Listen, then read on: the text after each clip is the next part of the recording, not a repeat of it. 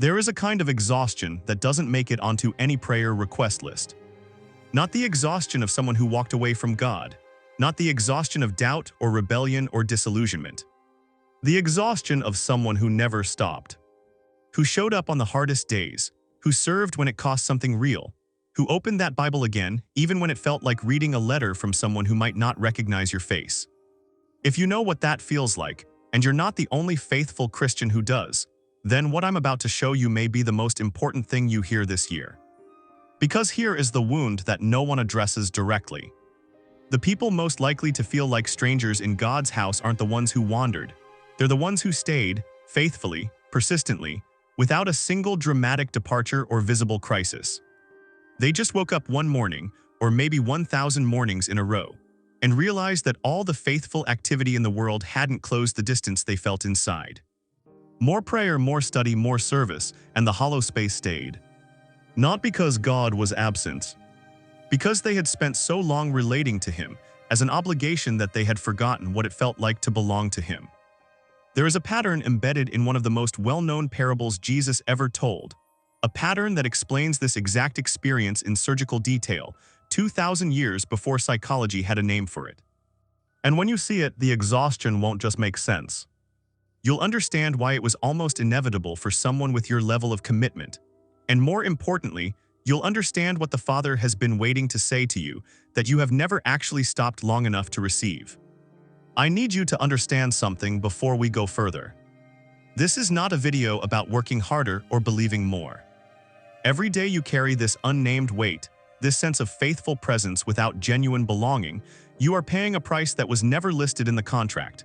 It costs you access to the very thing your obedience was supposed to be building toward. The fullness of your identity in Christ. Not the idea of it, the lived experience of it. And if you don't understand where this distance came from, you will spend years adding more spiritual activity to a foundation that was cracked from the beginning. Open Luke 15.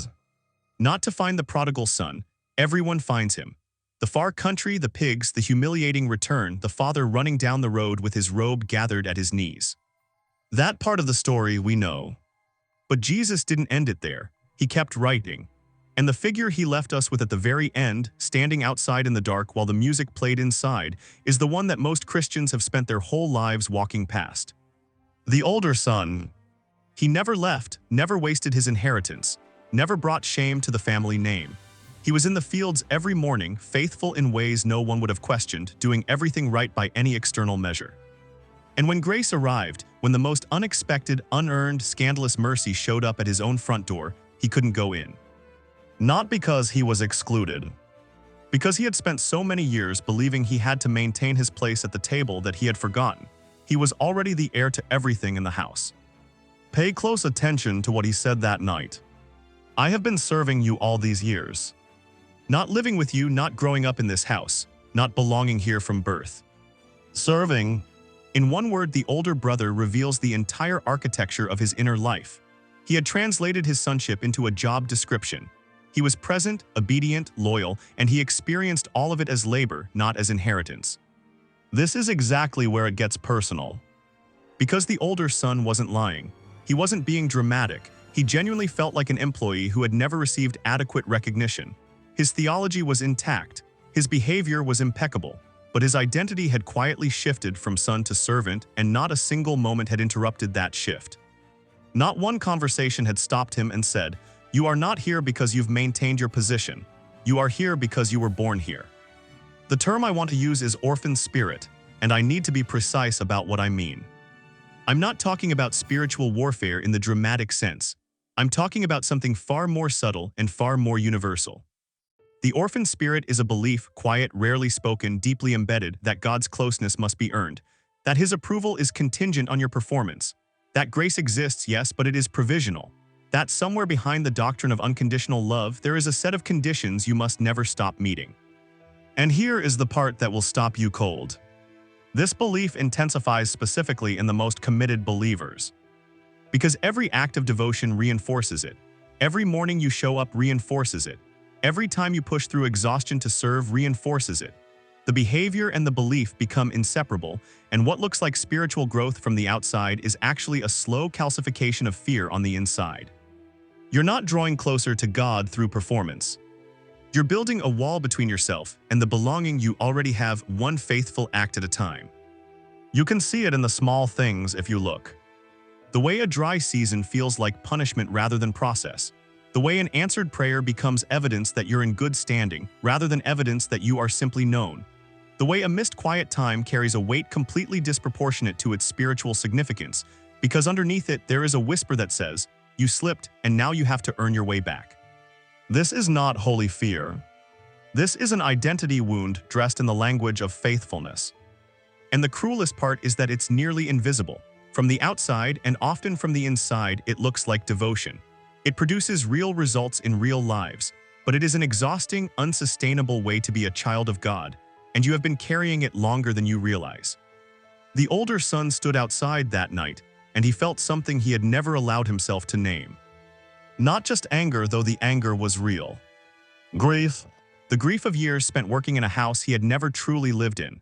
The grief of a relationship he had sustained through effort rather than received as gift. The grief of a son who had been faithful to a father he didn't fully believe loved him without condition. He had built his entire spiritual life on the assumption that belonging required maintenance. And that assumption had been costing him everything. And then the father walked out to him. Notice that he came out, not when the older son had calmed down, not after an apology. Not once the son had processed his emotions and arrived at a more theologically acceptable response. The father went out while the son was still standing in the dark, still gripping every grievance he had spent years collecting. And he said this, "Son, you are always with me, and everything I have is yours. Not you will be once you come inside and act right. Not you were before this outburst. Always present continuous, no performance clause attached. Everything I have is yours. Not available to you contingent on your faithfulness. Yours already with nothing remaining to prove." The father wasn't inviting the older son to finally become a son. He was speaking directly into the room the son had never been able to enter, the room where belonging doesn't require maintenance, where love doesn't run performance reviews, where coming home doesn't mean you were away. This is where the biblical mindset transformation actually begins. Not with doing more, not with better spiritual disciplines or deeper theological knowledge. It begins with the recognition that identity in Christ was never the destination you were working toward. It was the starting line you were standing on before you took a single step. The spiritual growth that produces genuine transformation rather than managed exhaustion doesn't come from increasing your output.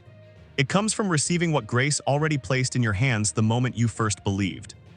You are not in God's house because you maintained your right to be here. You are here because you were born here. And the Father has been waiting, not for your performance to improve, but for you to set down the employee badge and remember what your name actually is. So let me leave you with one question. When you show up before God tomorrow morning, in prayer, in worship, in the quiet before the day begins, will you arrive as a servant who needs to earn the day? Or will you arrive as a son, as a daughter, who already belongs to everything in the house? Because the older brother never heard those words and immediately changed, the parable ends open, the father's invitation hanging unanswered in the night air. That's not an accident. Jesus left it open because he was writing your ending, not the older son's.